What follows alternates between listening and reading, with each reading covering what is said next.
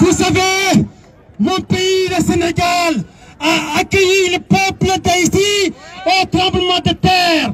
Nous sommes le même peuple, nous sommes tous des Noirs et nous sommes fiers d'être ce que nous sommes.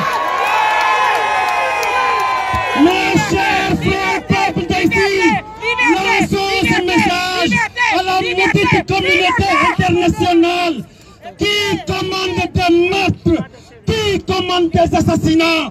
Ils vont assassiner le peuple d'Afrique, mais le peuple d'Afrique naîtra de ses cendres. Vive l'Afrique, vive le peuple haïtien. Et je vais terminer sur ça, mes frères haïtiens. Sachez que, à travers le Sénégal, à travers toute l'Afrique dans son ensemble, nous sommes et nous resterons tous des Jovenel Moïse.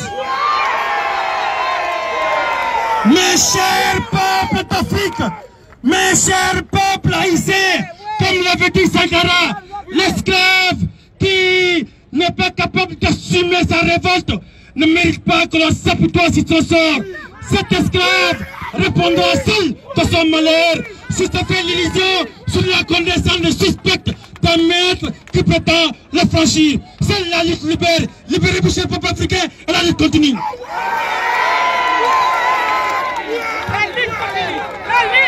Merci à Mimo pour ces mots d'encouragement et leur participation avec nous à cet hommage.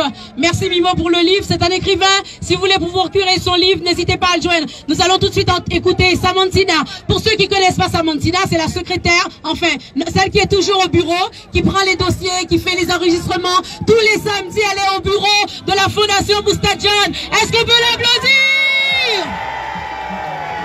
C'est la star de la Fondation Moustadjon.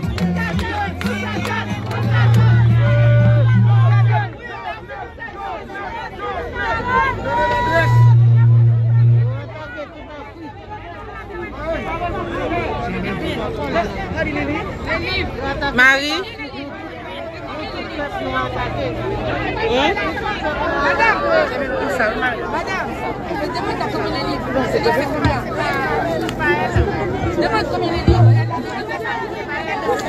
Bonsoir tout le monde. Bonsoir. Cher Jojo, tout le monde est là. Nous sommes là pour te dire un adieu et te rendre un dernier hommage, et ta disparition nous rappelle, comme une évidence, que nous sommes finalement bien plus quelque chose qu'il faut profiter de chaque seconde, de chaque minute ici-bas.